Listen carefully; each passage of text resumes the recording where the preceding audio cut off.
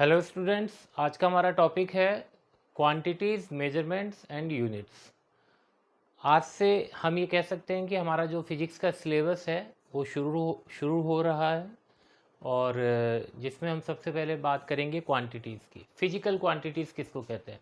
हमारे सराउंडिंग में हमारा जो नेचर है उसके अंदर कई सारी नेचुरल फिनोमिनाज हैं, नेचुरल ऑब्जेक्ट्स हैं जिनके अपने कुछ कैरेक्टरिस्टिक्स होते हैं। उन कैरेक्टरिस्टिक्स को अगर हम मेजर कर सकते हैं, माप सकते हैं, तो वो जो कैरेक्टरिस्टिक्स हैं वो कहलाते हैं physical quantities. Okay, for example जैसे हमारे सराउंडिंग में एक ये ऑब्जेक्ट है हमारे पास, इसके पास एक कैरेक्टर है, इसकी लेंथ। अगर हम इसकी लेंथ को नाप सकते हैं, माप सकते हैं, तो ये जो इसका कैरेक्टर है length, this is it's physical quantity. तो सराउंडिंग के अंदर हम नेचर में नेचुरल फिनोमिनाज को देखते हैं, कई चीज़ों को देखते हैं, ऑब्जेक्ट्स को देखते हैं, उन सब के पास उनका कोई ना कोई कैरेक्टर होता है।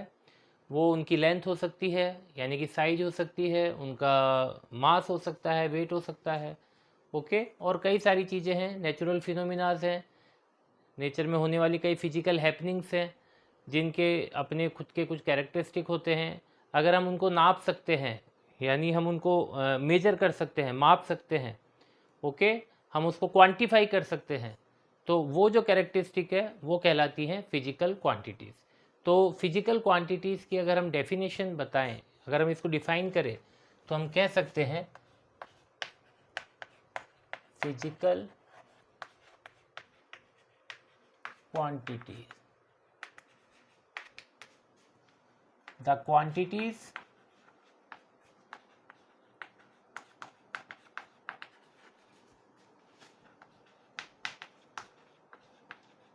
which can be measured and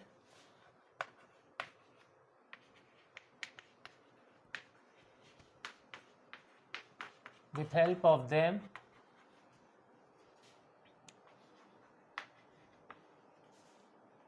laws of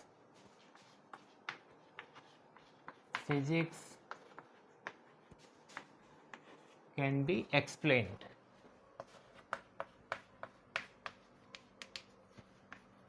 तो ये डेफिनेशन होती है फिजिकल क्वांटिटी की। कोई भी फिजिकल क्वांटिटी है या बहुत सारी फिजिकल क्वांटिटीज़ हैं, उनको हम क्या कर सकते हैं, मेजर कर सकते हैं, और उनकी हेल्प से हम जो भी फिजिकल हैपनिंग हो रही है उसको हम एक्सप्लेन कर सकते हैं, उसको उसको फिजिक्स के लॉ के थ्रू हम एक्सप्लेन कर सकते हैं, उसको किसी लॉ के अंदर, किसी रूल के अंदर या किसी प्रिंसिपल की फॉर्म में हम उसको एक्सप्रेस कर सकते हैं। अगर हम ऐसा कर सकते हैं तो ये क्वांटिटी कहलाती है फिजिकल क्वांटिटी। दूसरी तरफ ऑन द अदर हैंड कुछ ऐसी क्वांटिटीज़ हैं जिनको हम मेजर नहीं कर सकते हैं, माप नहीं सकते हैं। फॉर एग्जांपल जैसे हैप्पीनेस, खुशी, सोरो, दुख, stress, anxiety and friendship, love, ये सारी चीज़ें हैं जिसको हम मेजर नहीं कर सकते हैं। फॉर एग्जांपल आप अपने पेरेंट्स से कितना प्यार करते हैं, तो अगर इसका आंसर देना चाहें तो हम इसको बता नहीं सकते हैं कि हम इतना प्यार करते हैं या इतना करते हैं, 1 मीटर करते हैं, 1 किलोग्राम करते हैं, इसको हम ऐसे एक्सप्लेन नहीं कर सकते। ओके, तो कुछ चीज़ें ऐसी हैं जिनको हम मेजर नहीं कर सकते हैं। ओके, तो वो चीज़ें फिजिकल क्वांटिटीज़ नहीं कहलाती हैं जिनकी बात अभी हमने करी। ओके, तो फिजिकल क्वांटिटीज़ का मतलब हम लोग समझ चुके हैं। अब बात करते हैं फिजिकल क्वांटिटीज़ के टाइप्स की। तो दो तरह की फिजिकल क्वांटिटीज़ होती हैं फिजिक्स में, दो तरह की फिजिकल क्वांटिटीज़ हैं जिनके साथ में हमें डील करना है। फर्स्ट है अपनी फंडामेंटल फिजिकल क्वांटिटीज़ और सेकंड है डिराइव्ड फिजिकल क्वांटिटीज़। तो फंडामेंटल फिजिकल क्वांटिटीज़ वो फिजिकल क्वांटिटीज़, हमारे नेचर के अंदर बहुत सारी फिजिकल क्वांटिटीज़ एग्जिस्ट करती हैं, क्योंकि नेचर में होने वाली फिनोमिनाज काफ़ी सारे हैं। अगर बहुत सारे फिनोमिनाज हैं तो बहुत सारे कैरेक्टरिस्टिक है उनके, अगर बहुत सारे कैरेक्टरिस्टिक है उनके तो उनके बहुत सारी फिजिकल क्वांटिटीज़ है।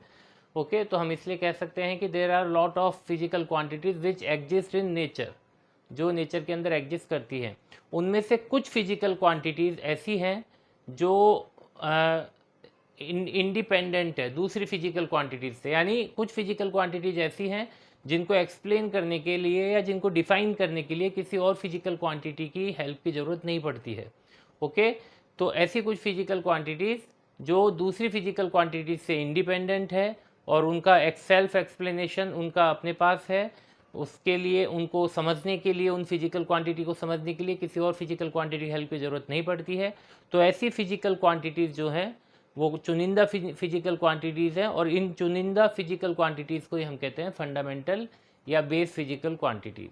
ओके, तो फंडामेंटल फिजिकल क्वांटिटी मतलब वो फिजिकल क्वांटिटीज़ जो दूसरी क्वांटिटीज़ पे, दूसरी फिजिकल क्वांटिटी पे डिपेंड नहीं करती हैं। और इसके एग्जांपल हम ले सकते हैं, for example mass, length, time, और भी काफ़ी सारी हैं, आगे पढ़ेंगे। और कुछ फिजिकल क्वांटिटीज़ ऐसी हैं जो फंडामेंटल फिजिकल क्वांटिटीज़ के ऊपर डिपेंड करती हैं, या यूँ कह दीजिए कुछ फिजिकल क्वांटिटीज़ ऐसी हैं जिनको हम फंडामेंटल क्वांटिटीज़ की टर्म में एक्सप्लेन करते हैं, या उसकी टर्म में हम एक्सप्रेस करते हैं, शो करते हैं। तो ऐसी फिजिकल क्वांटिटीज़ जो पूरी तरह से फंडामेंटल क्वांटिटीज़ के ऊपर डिपेंड करती हैं, ओके, फंडामेंटल क्वांटिटीज़ के थ्रू डिराइव होती हैं।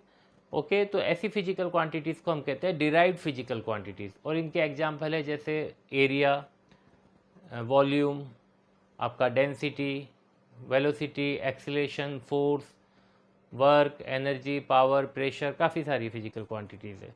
ओके, तो सबसे पहले हम बात करेंगे फंडामेंटल फिजिकल क्वांटिटीज़ की। तो फंडामेंटल फिजिकल क्वांटिटीज़ के लिए हम डिफाइन करेंगे, there are two types of physical quantities. Physical quantity दो तरह की हैं, एक फंडामेंटल को हम बेस क्वांटिटी भी कहते हैं, और इसको हम एब्सोल्यूट फिजिकल क्वांटिटी भी कहते हैं, एब्सोल्यूट फिजिकल क्वांटिटी। और दूसरी तरफ है अपनी डिराइव्ड फिजिकल क्वांटिटी। दोनों में डिफरेंस बता दिया कि आप चाहे तो इसको इसकी डेफिनेशन भी लिख सकते हैं। The quantities which are independent of other physical quantities and they need no other quantities for their definition, for their explanation. Okay, these quantities are known as fundamental quantities. And derived physical quantities, the quantities which are derived from fundamental physical quantities. They are explained, or they are expressed in terms of fundamental quantities. Okay, so this is the difference between fundamental and derived physical quantity. इसके example हम बता देते हैं, जैसे mass, length, time, electric current, temperature, luminous intensity, और हैं काफ़ी सारे। ठीक है, ऐसे ही derived physical quantity, derived physical quantities बहुत सारी हैं, जैसे आपका एरिया, आपका वॉल्यूम, आपका आपका फोर्स, वेलोसिटी, एक्सीलरेशन, बहुत सारी क्वांटिटीज़ है जो डिराइव्ड है। तो ऐसा क्या है कि हमने फंडामेंटल क्वांटिटीज़ चुनी, तो देखिए नेचर में बहुत सारी फिजिकल क्वांटिटीज़ है। अगर हम 11th क्लास की बात करें तो इसमें कम से कम 500 के ऊपर फिजिकल क्वांटिटीज़ है। तो अगर हम सबको उन्हीं की टर्म में लिखना शुरू कर दें, उनको उनकी फॉर्म में लिखना शुरू कर दें, तो बहुत सारे फॉर्मूले बन जाते हैं जिनको याद करना एक बहुत डिफ़िकल्ट टास्क हो जाता है हमारे लिए। तो हमारे पास तरीका क्या है कि हम कुछ फिजिकल क्वांटिटीज़ को फंडामेंटल क्वांटिटीज़ बना लेते हैं, और बाकी जो रिमेनिंग क्वांटिटीज़ हैं उनको हम क्या करेंगे, डिराइव्ड क्वांटिटीज़ मानेंगे। डिराइव्ड मतलब उन बाकी बची हुई क्वांटिटीज़ को हम उन फंडामेंटल क्वांटिटीज़ की टर्म्स में ही लिखेंगे। तो ओवरऑल हमें किसको लर्न करना पड़ रहा है, कितने पे वर्क करना पड़ रहा है, केवल फंडामेंटल क्वांटिटीज़ पे। और फंडामेंटल क्वांटिटीज़ टोटल मिला के 7-8 फंडामेंटल क्वांटिटीज़ हैं। तो 500 में से 7-8 को हमने लर्न कर लिया, बाकी जो बची हैं उनको लर्न करने की ज़रूरत नहीं है, क्योंकि बाकी जो बची हुई है वो भी हम किसकी टर्म में लिखेंगे, फंडामेंटल क्वांटिटीज़ की टर्म में लिखेंगे। तो ये हमारे लिए आसान हो जाता है। इसलिए हमने क्या करा है, कुछ क्वांटिटीज़ को हमने फंडामेंटल क्वांटिटीज़ बना लिया है या मान लिया है। ओके, जैसे मास हो गया, लेंथ हो गया, टाइम हो गया, और काफ़ी सारी। अब एरिया है, ये एक डिराइव्ड फिजिकल क्वांटिटी। एरिया का फॉर्मूला क्या होता है, लेंथ का स्क्वायर, लेंथ इंटू लेंथ। तो देख सकते हैं आप, एरिया एक फिजिकल क्वांटिटी है, डिराइव्ड फिजिकल क्वांटिटी किससे बनी है, फंडामेंटल क्वांटिटी से, लेंथ इंटू लेंथ। ऐसे ही अगर वॉल्यूम की बात करें तो वॉल्यूम किससे बनता है, लेंथ इंटू लेंथ यानी लेंथ का क्यूब। तो लेंथ क्या चीज़ है? लेंथ एक फंडामेंटल क्वांटिटी है। बात करते हैं फोर्स की, तो फोर्स का फॉर्मूला क्या होता है? Mass into acceleration. आप लोगों ने पढ़ा है 9th क्लास में, मास इंटू एक्सीलरेशन। तो मास इंटू एक्सीलरेशन क्या होता है? Velocity upon time. Mass into velocity क्या होता है? Displacement upon time. और डिस्प्लेसमेंट यानी डिस्टेंस, डिस्टेंस यानी लेंथ, तो लेंथ अपॉन टाइम का स्क्वायर। ओके, तो मास, लेंथ, टाइम। तो फोर्स को हमने किस फॉर्म में एक्सप्रेस कर दिया? फंडामेंटल क्वांटिटी की टर्म में, मास, लेंथ, टाइम।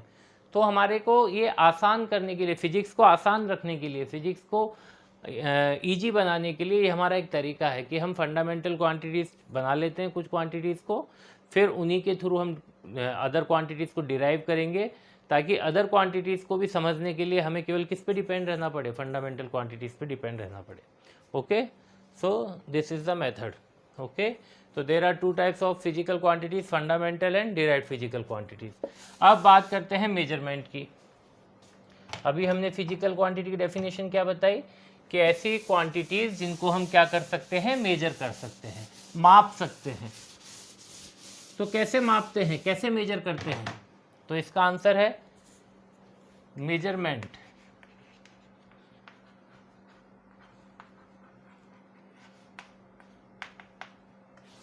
कैसे मेजर करते हैं? तो आप, इसका आंसर है किसी भी फिजिकल क्वांटिटी को मेजर करने का तरीका ये है कि हम उसको कंपेयर करें, हम उसको कंपेयर करें उसके स्टैंडर्ड क्वांटिटी से। ओके, यानी उसके यूनिट से हम कंपेयर करें। फॉर एग्जांपल, जैसे मेरे हाथ में ये है, मेरे हाथ में ये ऑब्जेक्ट है, और मैंने कहा इसका, मैं जानना चाहता हूँ इसका मास कितना है या इसका वेट कितना है। तो हम क्या करेंगे? हम एक स्टैंडर्ड बनाएंगे, या एक स्टैंडर्ड होगा जिससे हम इसकी तुलना करेंगे। हमें कैसे पता चलेगा कि इसका मास कितना है? तो हमारे पास एक नोन, एक स्टैंडर्ड क्वांटिटी होगी मास की, एक उसका यूनिट होगा, चाहे वो ग्राम में हो, चाहे किलोग्राम में हो, चाहे किसी में भी हो, वो यूनिट होगा हमारे पास। उससे हम कंपेयर करेंगे। जैसे हम दुकान पे जाते हैं चीनी लेने के लिए, तो हमने दुकान वाले को बोला 5 किलो चीनी दो, तो वो क्या करता है? तराजू में एक तरफ अपना स्टैंडर्ड रखता है 5 किलो का वाट रखता है, और दूसरी तरफ वो चीनी डालता रहता है। कब तक? जब तक कांटा बीच में नहीं आ जाता। तो वो क्या कर रहा है? कंपैरिजन कर रहा है। कंपैरिजन करके वो क्या कर रहा है? मेजरमेंट ले रहा है। जो चीनी की क्वांटिटी है उसको क्या कर रहा है? मेजर कर रहा है कि 5 किलो हुई या नहीं हुई। तो उसके लिए क्या देखता है? वो कांटे को देखता है। तो कांटे को देखकर वो क्या कर रहा है कि जो स्टैंडर्ड है, जो उसके पास जो वाट है 5 किलो का, उसके बराबर चीनी हुई या नहीं हुई, उसको चेक कर रहा है। तो किसी भी चीज़ को मेजर करने के लिए, कोई भी फिजिकल क्वांटिटी को मेजर करने के लिए हमारा तरीका क्या है? कंपैरिजन करना। ओके, जैसे फॉर एग्जांपल यहाँ पे हमने इस बोर्ड की लेंथ फाइंड आउट करनी है, ये बोर्ड की लंबाई कितनी है। तो इसका तरीका क्या है? तो इसके लिए जैसे मैंने सपोज़ मैंने कहा ये जो मेरे हाथ में ऑब्जेक्ट है इसकी कुछ लेंथ है, इसकी लेंथ को मैंने नाम दे दिया कुछ ही मान लेते हैं, इसकी लेंथ को मैंने नाम दे दिया 1 मीटर, या इसकी लेंथ को मैंने नाम दे दिया डस्टर। इसकी लेंथ है डस्टर। ओके, तो इस बोर्ड की लंबाई कितनी है? तो ये स्टैंडर्ड है हमारा। तो मैं चेक कर लूँगा कि इस बोर्ड के अंदर ये कितने टाइम्स अकोमोडेट होता है, कितने टाइम्स ये इन्वॉल्व होता है। तो ऐसे मैं चेक करता चला गया, और मैंने चेक करा तो मुझे पता चला कि लेंथ कितनी है बोर्ड की? 20 क्या डस्टर्स। इसकी लेंथ को हमने क्या कहा? डस्टर। ओके, तो इस बोर्ड की लंबाई कितनी है? तो हमें पता चला इस बोर्ड की लंबाई के अंदर कितने डस्टर आ जाते हैं इस लंबाई के? 20। सो इसकी लेंथ कितनी है? 20 डस्टर। तो ये एक हमने क्या करा? कैलकुलेशन कर ली, इसकी लेंथ बता दी। तो इस लेंथ को बताने के लिए, इस वाली फिजिकल क्वांटिटी को बताने के लिए हमने क्या किया? कंपेयर किया। ये लेंथ को बताने के लिए हमने इसको किससे कंपेयर किया? हमारे इस स्टैंडर्ड से, इसको हमने क्या माना था? स्टैंडर्ड माना था, एक रेफरेंस माना था। ओके, इसको हमने रेफरेंस स्टैंडर्ड माना, तो इससे हमने इसको कंपेयर किया। हमने बताया कि ये जो डस्टर है ऐसे 20 टाइम्स ये इसके अंदर इंक्लूड होता है, इसकी लेंथ में 20 टाइम्स इंक्लूड होता है, तो इसकी लेंथ कितनी होगी 20 डस्टर्स। तो ये एक तरीका होता है हमारा चीज़ों को मेजर करने का, नापने का। ओके, तो जैसे और भी कई एग्जांपल हम दे सकते हैं। जैसे हमने कहा कि टाइम के बारे में अगर हम बात करें कि कोई क्रिकेट खेल रहा है, तो हमने पूछा कितना उसका टाइम हो गया क्रिकेट खेलते हुए, तो वो क्या करते हैं, कंपेयर करते हैं, टाइम देखते हैं कि इतना टाइम, इतने बजे इसने स्टार्ट किया था और अभी इतने बज रहे हैं, तो वो क्या करते हैं, कंपेयर करते हैं। ओके, तुलना करते हैं।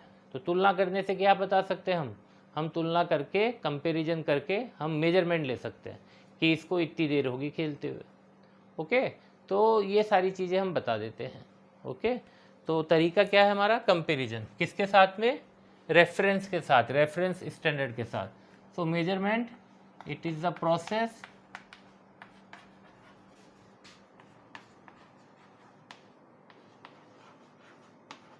Of comparison.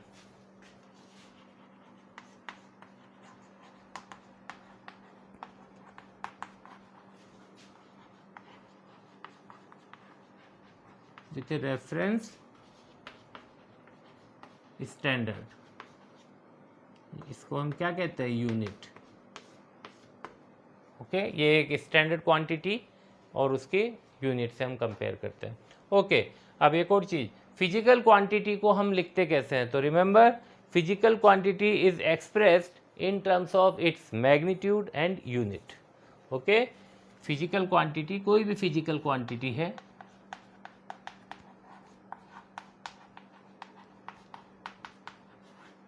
उसको हम कैसे लिखते हैं, उसके मैग्नीट्यूड, या इसको लिख सकते हैं numeric value into unit, numeric value यानी magnitude. So physical quantity is expressed in terms of numeric value and unit u. जैसे लेंथ, इसको हम क्या लिखते हैं, लेंथ, किसी की लेंथ है, तो मैंने लिखा है यहाँ पे length 5 metre.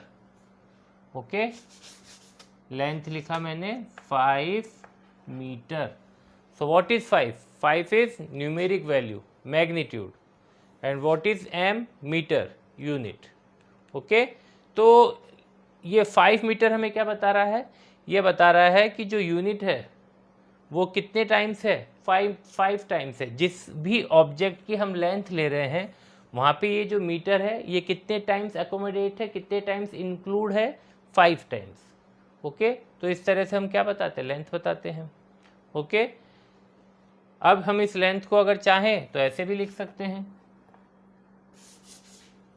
Length is equal to 5 metre is equal to 500 centimetre is equal to 5000 millimetre. 5 metre, 500 centimetre, 5000 metre, तीनों में कोई डिफरेंस है क्या, तो आंसर है नहीं, कोई भी डिफरेंस नहीं है। तीनों फिजिकल क्वांटिटीज़ एक ही फिजिकल क्वांटिटी को रिप्रेजेंट कर रहे हैं। तीनों जो भी ये दोनों जो प्रोडक्ट हैं 5m, मैग्नीट्यूड एंड यूनिट, ये वाला जो प्रोडक्ट है, ये वाला जो प्रोडक्ट है, ये वाला जो प्रोडक्ट है, ये जो प्रोडक्ट है वो सेम है, प्रोडक्ट सेम है, और इसलिए और प्रोडक्ट किसके इक्वल है, लेंथ के इक्वल है, तो लेंथ तीनों में कैसी है, सेम है। बस चेंज किस चीज़ का हो रहा है, इंडिविजुअल चीज़ों का चेंज हो रहा है। देखिए प्रोडक्ट सेम है लेकिन न्यूमेरिकल नंबर चेंज हो गया। देखिए यहाँ पे 5 है न्यूमेरिकल नंबर, यहाँ का मैग्नीट्यूड 5 है और यहाँ का मैग्नीट्यूड 500 है। ऐसा क्यों हुआ, क्योंकि यूनिट चेंज हो गया, हम हायर से लोअर लिमिट यूनिट में चले गए। ओके, और उससे और ज़्यादा लोअर यूनिट में चले गए। तो याद रखिए जब भी हम यूनिट चेंज करते हैं, एक फिजिकल क्वांटिटी की यूनिट को दूसरे सिस्टम के अंदर शो करते हैं, यानी उसी फिजिकल क्वांटिटी के दूसरी यूनिट्स में अगर हम कन्वर्ट करते हैं यूनिट को, तो उसके अंदर मैग्नीट्यूड में चेंज आता है। ओके, 5 मीटर को अगर हमें सेंटीमीटर में लिखना है तो हमें क्या लिखना होगा, 500 सेंटीमीटर। हम यहाँ पे 5 सेंटीमीटर नहीं लिख सकते। ओके, क्योंकि हमने किसको चेंज कर दिया, यूनिट को चेंज कर दिया। तो जब हम हायर से लोअर यूनिट में जाते हैं, ओके, जब हम हायर से लोअर यूनिट में जाते हैं तो देखिए हायर यूनिट में मैग्नीट्यूड का क्या होता है, मैग्नीट्यूड वो लो रहता है, और अगर हायर से लोअर यूनिट में गए तो मैग्नीट्यूड इंक्रीज होता है। यही तो देख रहे हैं हम, यहाँ पे 5 था, यहाँ पे 500 हो गया, और यहाँ पे 5000 हो गया। क्यों, ऐसा क्यों, क्योंकि यहाँ पे जो यूनिट है वो कैसी है, हायर, सबसे बड़ी यूनिट है लेंथ की मीटर, फिर उससे छोटी सेंटीमीटर, और फिर सबसे छोटी मिलीमीटर। तो सबसे छोटी यूनिट अगर होगी, यूनिट अगर सबसे छोटी होगी, डिक्रीज होगी, तो उसका मैग्नीट्यूड वो क्या होगा, ज़्यादा होगा। 5000 हो गया। तो 500 और 5000 हम देख सकते हैं कि तीनों के अंदर मैग्नीट्यूड चेंज हो रहा है। जो सबसे छोटी वाली यूनिट है उसके अंदर सबसे बड़ा वाला मैग्नीट्यूड है। Okay, so remember this. ये क्वांटिटी कांस्टेंट रहती है, इसलिए हम इसको लिख सकते हैं। So we can write the physical quantity Q is equal to N1, U1 is equal to N2, U2 is equal to constant.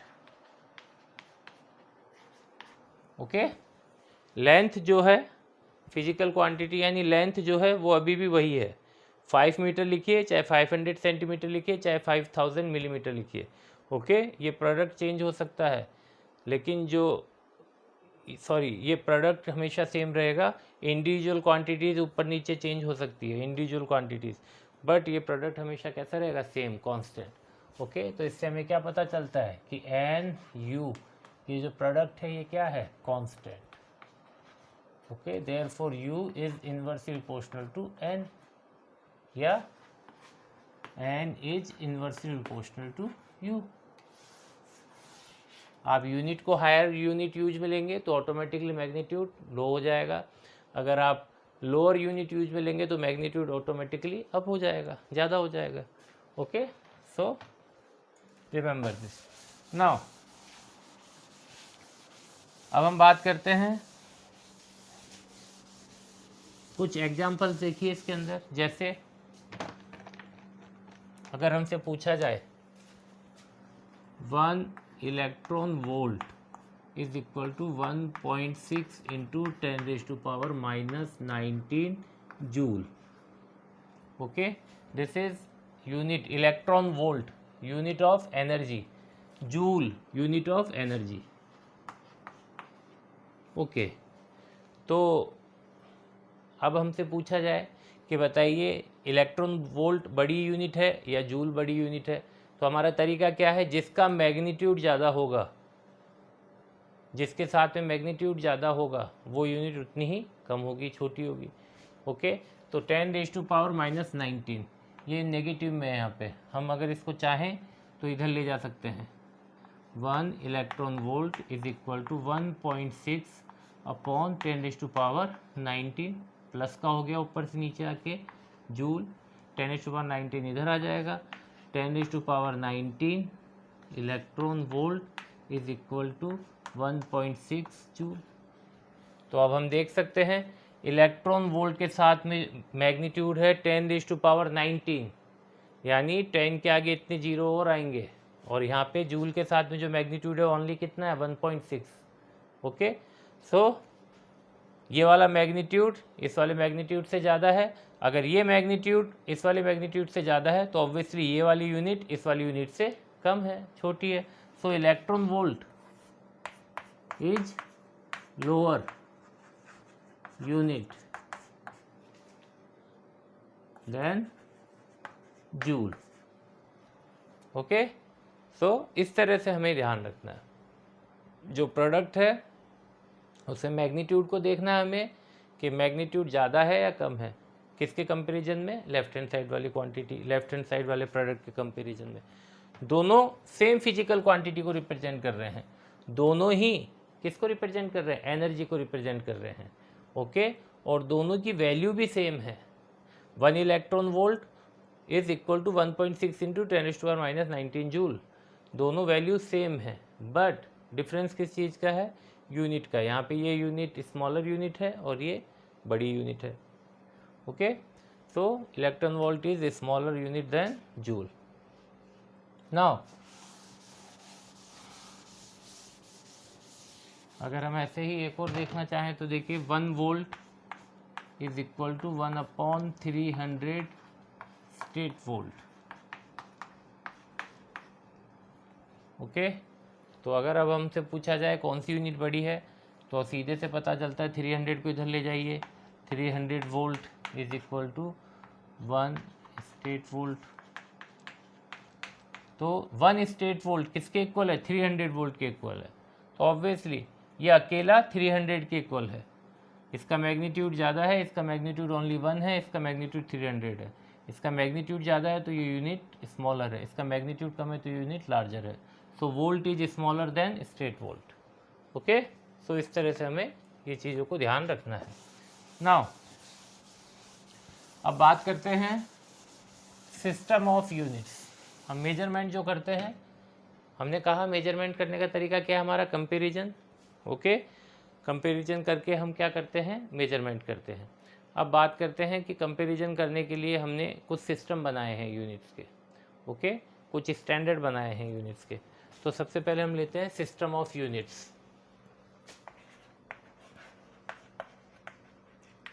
System of units, या इसको कह सकते हैं system of measurement, systems of measurement. तो देखिए इसके लिए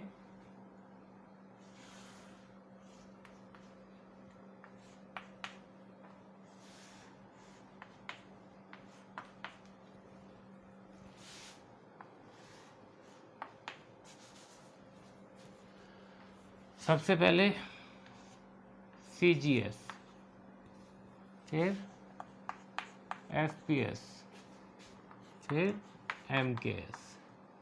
1971 से पहले,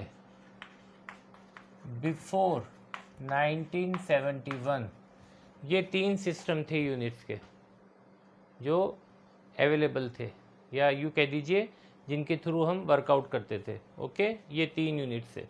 CGS को गॉसियन यूनिट्स, गॉसियन सिस्टम भी कहते हैं, गॉसियन सिस्टम।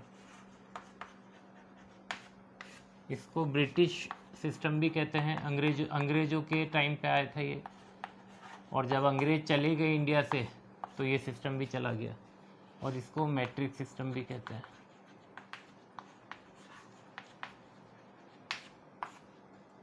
तो देखिए CGS, FPS और MKS।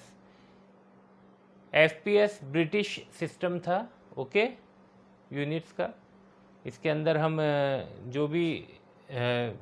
जो ब्रिटेन ने जहाँ जहाँ अपना राज किया था, जिन जिन देशों पे राज किया था, वहाँ पे ये वाला सिस्टम चलता था। और जब वो गए उन देशों को छोड़ के तो ये सिस्टम भी चला गया, और अब तो बिल्कुल भी ये कहीं भी काम में नहीं आता है, ये बुक्स के अंदर भी आपको नहीं मिलेगा। ओके, तो फुट पाउंड सेकेंड, FPS का मतलब है foot pound second. Foot length के लिए, पाउंड मास के लिए, और सेकेंड टाइम के लिए। यहाँ भी देखिए C for centimetre, G for gram, S for second. Centimetre यानी लेंथ, ग्राम मतलब मास, सेकेंड यानी time. MKS metre, kilogram, second, metre for length, kilogram for mass, second for time. तो 1971 से पहले हमारे पास 3 ही फंडामेंटल क्वांटिटीज़ थी, या यूँ कह दीजिए केवल 3 क्वांटिटीज़ को हमने फंडामेंटल क्वांटिटीज़ माना था, मास, लेंथ और टाइम, 1971 से पहले। ओके, जिसमें CGS और MKS ये दोनों सिस्टम फ्रांस के थे, फ्रांसीस ही लेके आए थे ये दोनों सिस्टम, और ये ब्रिटिश का था सिस्टम। ओके, तो ये तीनों ही सिस्टम किसके थे? मास, लेंथ और टाइम। तो 1971 से पहले हमारे पास 3 फंडामेंटल क्वांटिटीज़ हुआ करती थी, मास, लेंथ एंड टाइम। 1971 के बाद क्या हुआ? पूरे इंटरनेशनल एक कॉन्फ्रेंस हुई, ओके, फ्रांस या स्विट्ज़रलैंड में कहीं हुई थी, और उसके अंदर कुछ नई क्वांटिटीज़ को इन्वॉल्व किया गया, या यूँ कह दीजिए जो MKS सिस्टम था इसको एक्सटेंड किया गया। इसके अंदर इलेक्ट्रिसिटी वाले भी कुछ क्वांटिटीज़ इन्वॉल्व करी गई। ओके, तो जहाँ पहले 3 फंडामेंटल क्वांटिटीज़ होती थी, 1971 के बाद इंटरनेशनल मीटिंग हुई, इंटरनेशनल कॉन्फ्रेंस हुई और इसके अंदर कुछ नई क्वांटिटीज़ को और इन्वॉल्व किया गया, जिससे टोटल मिला के 7 तो फंडामेंटल क्वांटिटीज़ हो गई और 2 अलग से बाद में जोड़ी गई जिनको सप्लीमेंट्री फंडामेंटल क्वांटिटीज़ कहा जाता है। तो ओवरऑल 9 फंडामेंटल क्वांटिटीज़ हमारे पास नहीं आ गई। यानी पहले जहाँ 3 फंडामेंटल क्वांटिटीज़ थी, मास, लेंथ, टाइम, इस एमकेएस सिस्टम को एक्सटेंड करके हमने टोटल कितनी फंडामेंटल क्वांटिटीज़ बना ली? 9 फंडामेंटल क्वांटिटीज़ बना ली। ओके, और ये किसने किया? ये इंटरनेशनल सिस्टम ने किया, international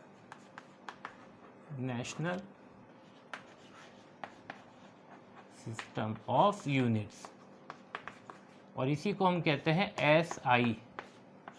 this is the extended version of MKS system. Okay, international system of units. और इसके अंदर कितनी फिजिकल क्वांटिटीज आ गई? 9, जिसमें सबसे पहले मास, फिर लेंथ और टाइम, ये तो थी ही। फिर नई कौन कौन सी आई? नई आ गई इलेक्ट्रिक करंट, फिर टेम्परेचर, फिर ल्यूमिनस इंटेंसिटी,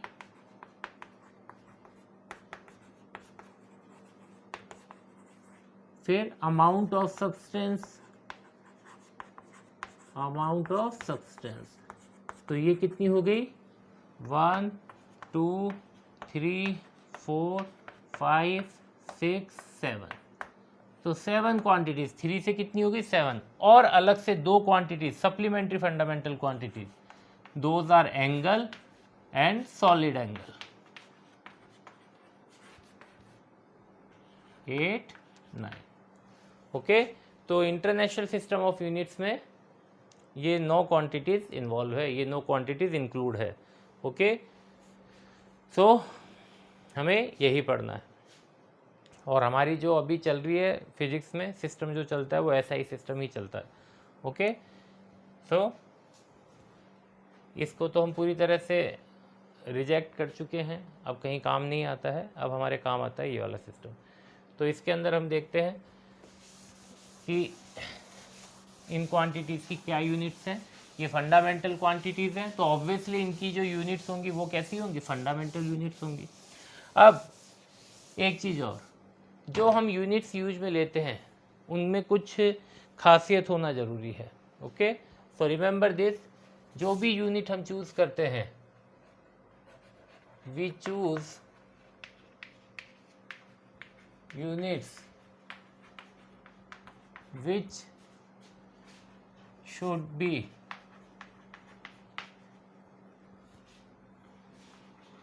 पहली चीज तो जो भी यूनिट हम चूज करें वो यूनिवर्सली एक्सेप्टेबल हो, मतलब पूरी यूनिवर्स के अंदर उसको उसके साथ में डील करने को पूरी दुनिया तैयार हो। जो भी यूनिट हम चूज कर रहे हैं इंटरनेशनल लेवल पे, कहने का मतलब ये है कि हम ऐसी यूनिट चूज करेंगे जो इंडिया में भी, इंडिया वाले भी जिस पे काम कर सकते हों, USA वाले भी काम कर सकते हों, रशिया वाले भी काम कर सकते हों, बाकी दुनिया में जितने देश हों सारे वो काम कर सकते हों उस यूनिट पे। ओके, तो ऐसी यूनिट हमें चूज करनी है। We choose units which should be internationally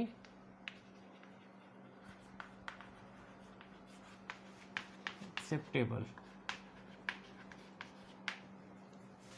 दूसरा, जो भी यूनिट हम यूज में लें उसको यूज में लेना आसान हो, उसको एक्सेस करना आसान हो। ओके, यानी इजीली एक्सेसिबल हो।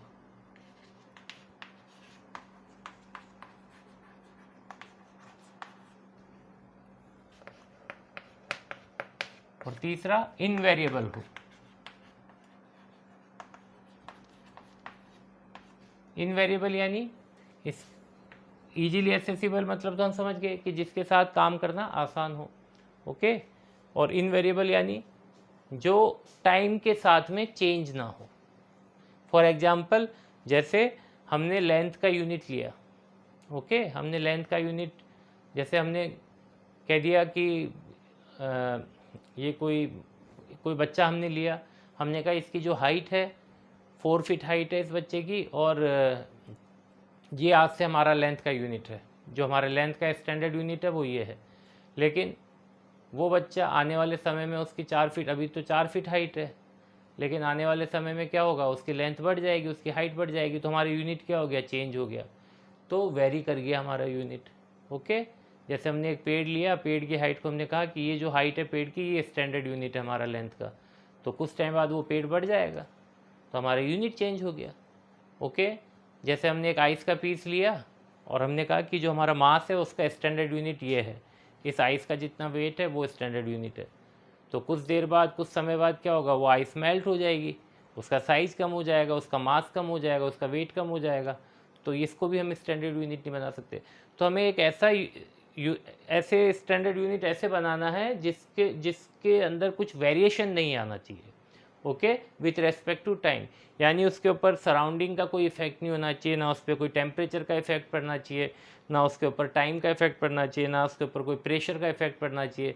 ओके, सो हमें एक ऐसा सिस्टम ऑफ यूनिट लेना है, ऐसा तरीका अपनाना है जिससे हमारा जो यूनिट है वो कैसा रहे, इनवेरिएबल रहे, उसके अंदर कोई वेरिएंस या कोई भी किसी भी तरह का बदलाव नहीं आना चाहिए। ओके, तो ये 3 पॉइंट हमारे लिए बहुत इंपॉर्टेंट है। तो सिस्टम ऑफ यूनिट जब भी हम चूज करेंगे तो इस तरह से करेंगे। तो अब बात करते हैं कौन कौन सी यूनिट हमने चूज़ करी एसआई के अंदर, उनके सिंबल्स और उनकी यूनिट्स हम लिख लेते हैं क्योंकि वही काम आएंगे हमारे ज़्यादा। तो उसमें सबसे पहले हम लेंगे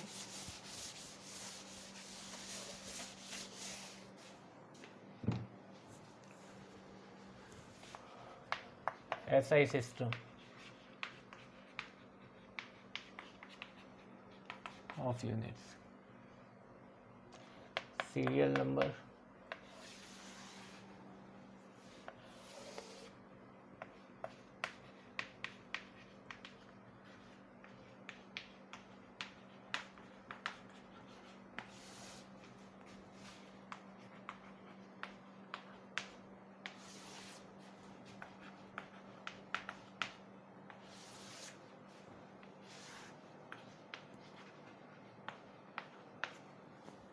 ओके।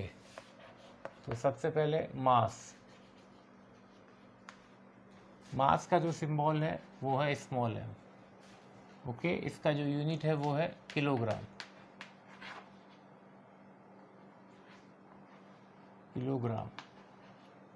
और इसका सिंबल है kg। दूसरा हमारा है लेंथ का सिंबल है L, और इसका यूनिट है मीटर, सिंबल है स्मॉल m। तीसरा है टाइम के लिए हम यूज में लेते हैं स्मॉल t, इसका यूनिट है सेकेंड, और इसका सिंबल है स्मॉल s। फोर्थ है इलेक्ट्रिक करंट,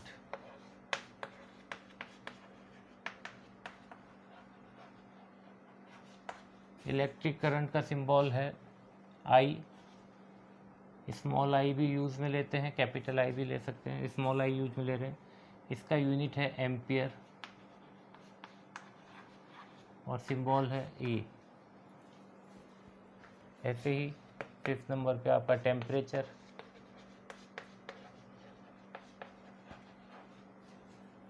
को हम T से डिनोट कर देते हैं, Q से भी डिनोट करते हैं, थीटा से भी डिनोट कर देते हैं। ओके, तो टेम्परेचर का यूनिट है केल्विन,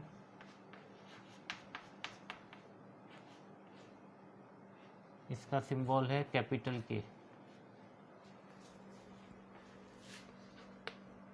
फिर है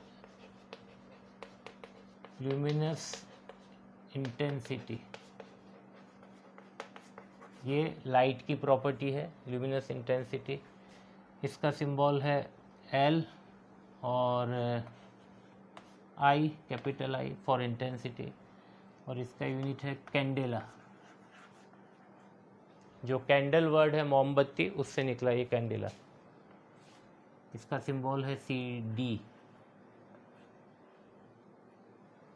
CD 7 नंबर पे है हमारा amount of substance, amount of substance. ध्यान रखिए ये अमाउंट ऑफ सब्सटेंस है, दिस इज नॉट मास या वेट। अमाउंट ऑफ सब्सटेंस का जो सिंबल है उसको हम n लेते हैं, स्मॉल n, और इसका यूनिट है मोल, MOLE, और यूनिट में लिखते हैं MOL। ओके, तो ये 7 फिजिकल क्वांटिटीज़ है हमारी। इसके अलावा 2 फिजिकल क्वांटिटीज़ बाद में इंट्रोड्यूस हुई थी, SI सिस्टम के अंदर बाद में ली गई थी, जिनको हमने सप्लीमेंट्री फंडामेंटल क्वांटिटीज़ नाम दिया है, जिसके अंदर एक है एंगल और एक है सॉलिड एंगल। ओके,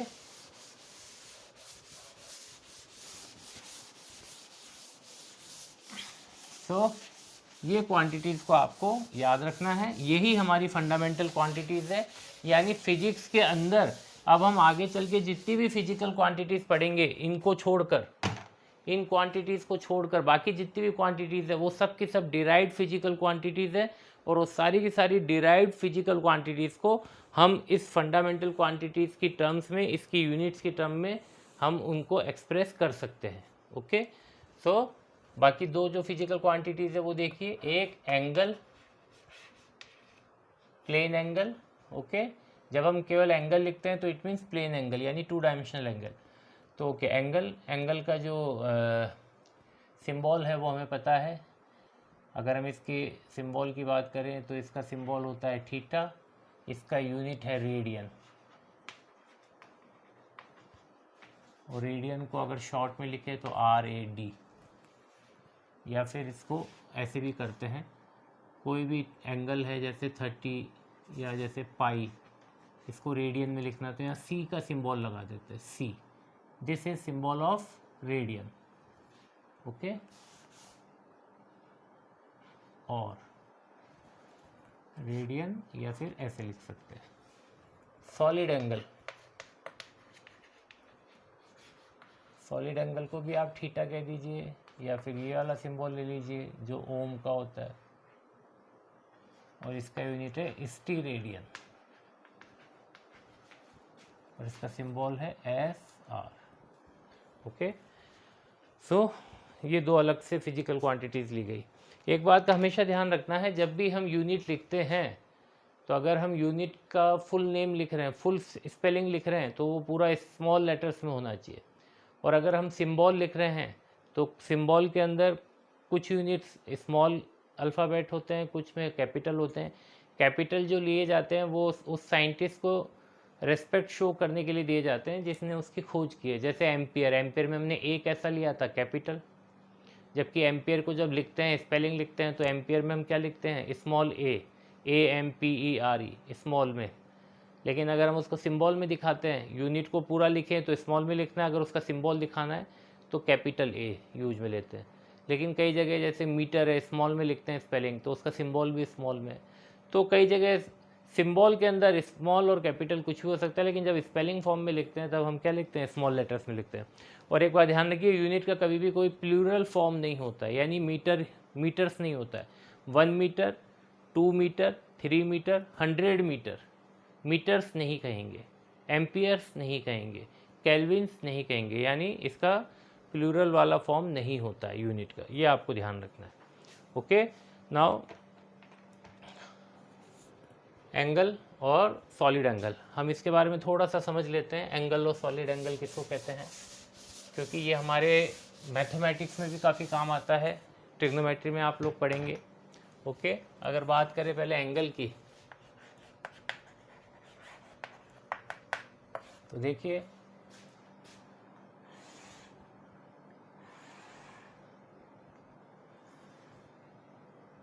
ये एक सर्किल का पार्ट है, इस सर्किल का ये आर्क है, ये this is arc of this circle, और इसका सेंटर कौन है, ये, this is centre of this circle. तो इस आर्क से इसके सेंटर पे जो एंगल सबटेंड होता है, this angle is known as plane angle.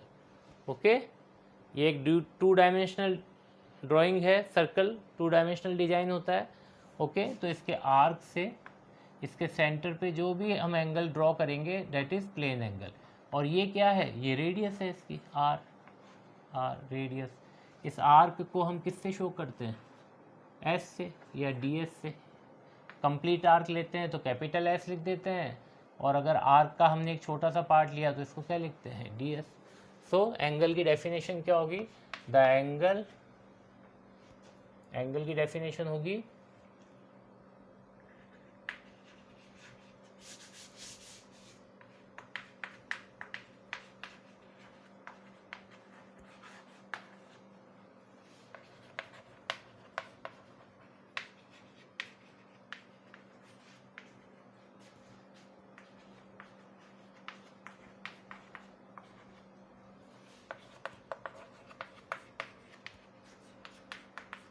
at its center, angle subtended bye an arc. इसको इस तरह से बोला जाता है, angle subtended bye an arc. Okay, at the centre of the circle. जिस सर्किल का वो आर्क है उसी सर्किल के सेंटर पे जो एंगल ड्रॉ करते हैं that is plane angle. Okay, तो थीटा, और अभी हमने क्या कहा, इसका एसआई में यूनिट क्या है, रेडियन। तो theta in radian is equal to, theta किसके इक्वल होता है, arc, length of arc upon radius. तो लेंथ ऑफ आर्क कितना लिया हमने, ds, और रेडियस कितना है, r। So theta is equal to ds upon r, और ये किस में है, रेडियन में। ओके, अगर हम बात करें कंप्लीट सर्किल की, देखिए फॉर कंप्लीट सर्किल, अगर ये पूरे सर्किल की बात करें तो पूरा सर्किल सेंटर पे कितना एंगल ड्रॉ करता है, तो हमारा तरीका क्या है, पूरे सर्किल की सर्कुलर आर्क वो यूज में ले लेंगे। तो theta is equal to, for complete circle, जो ये आर्क है ये किसके इक्वल हो जाएगी, आर्क किसके इक्वल हो जाएगी, 2 पाई आर। आर्क कितनी हो जाएगी, 2 पाई आर, कंप्लीट सर्किल के लिए। ओके, ये कंप्लीट सर्किल, और ये एंगल कितना सबटेंड कर रहा है, सेंटर में। तो हमने क्या करा, पूरे आर्क, अब ये पूरा क्या है, सर्कुलर आर्क, इस सर्कुलर आर्क की लेंथ कितनी है, 2 पाई आर। अगर इसकी रेडियस आर है तो इसकी लेंथ कितनी है, 2 pi r. So 2 pi r, theta equal to 2 pi r, और रेडियस आर, तो आर से आर कैंसिल, कितना आया, 2 पाई रेडियन।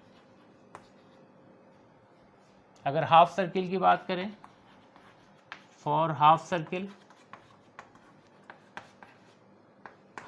में आर कितना होगा, तो फुल में 2 पाई आर है, तो हाफ में कितना होगा, पाई आर। तो थीटा कितना हो गया, pi r upon r, arc upon radius, r से आर कैंसिल, तो कितना आया थीटा, पाई रेडियन। ऐसे अगर हम क्वाड्रेंट की बात करें, क्वार्टर सर्किल की बात करें, फॉर क्वार्टर सर्किल, 1/4 हिस्से की बात करें, ये आधा और ये 1/4, केवल इसकी बात करें तो ये लेंथ कितनी है, टोटल लेंथ 2 पाई आर, उसमें से आधी लेंथ पाई आर, उसकी भी आधी कितनी, पाई बाई 2 आर। तो ये लेंथ कितनी हो गई, पाई बाई 2 आर। तो आर कितना है यहाँ पे, पाई बाई 2 आर। तो थीटा कितना होगा, पाई बाई 2 आर, ये तो आर्क आ गया, और डिवाइड बाय रेडियस, आर से आर कैंसिल, तो एंगल कितना आया, पाई बाई 2 रेडियन। और ये हम जानते हैं कि यहाँ से यहाँ तक की जो भी आर्क है वो कितना एंगल बना रही है यहाँ पे, इन दोनों लाइंस के बीच में 90 डिग्री, यानी pi by 2। Okay, so this is theta, plane angle. Okay, ऐसे ही हम सॉलिड एंगल को डिफाइन कर सकते हैं। सॉलिड एंगल क्या चीज़ है, 3 डायमेंशनल। ये 2 डायमेंशनल था, सॉलिड एंगल 3 डायमेंशनल। और 3 डायमेंशनल बॉडी कौन सी, स्फेरिकल या sphere, solid angle. The angle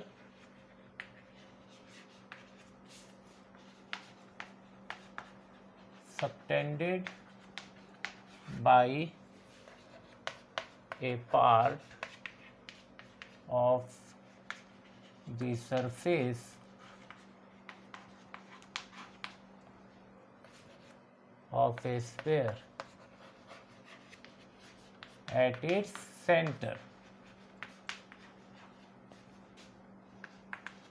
is called solid angle. For example ये, जैसे आपने तरबूज देखा है, तरबूज है ये, ठीक है। तरबूज 3 डायमेंशनल होता है, ध्यान रखिए। तरबूज के पास चौड़ाई भी होती है, ऊंचाई भी होती है और गहराई भी होती है। तो याद रखिए, लेंथ है, विड्थ है और डेप्थ भी है। ओके, इसका कर्वेचर ऐसे है, ये बाहर की तरफ इसका कर्वेचर ऐसे है और ऐसे ही पीछे की तरफ है। तो ये एक सॉलिड स्फीयर है तरबूज के जैसे। अगर इस तरबूज में से, जैसे दुकान वाला तरबूज का एक पीस काट के देता है हमें इस तरह से, ये वाला, अगर हम इसको बाहर निकाल लें तो ये कुछ इस तरह से दिखेगा।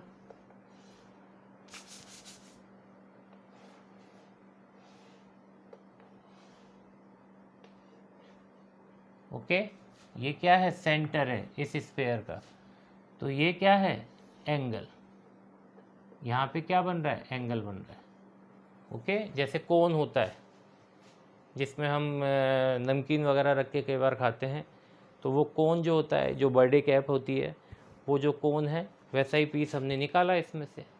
तो वो जो एंगल यहाँ पे बन रहा है, ओके, यहाँ ओपनिंग से हम देख सकते हैं इस एंगल को। अगर हम इसकी ओपनिंग को कम ज़्यादा करें तो एंगल कम ज़्यादा होता है। Okay, so this angle depends upon this opening. इस ओपनिंग को बड़ा करेंगे तो ये एंगल बड़ा हो जाएगा, इस ओपनिंग को छोटा करेंगे तो ये एंगल छोटा हो जाएगा। तो यहाँ पे जो एंगल बनता है वो एंगल किस पे डिपेंड करता है, इस ओपनिंग पे।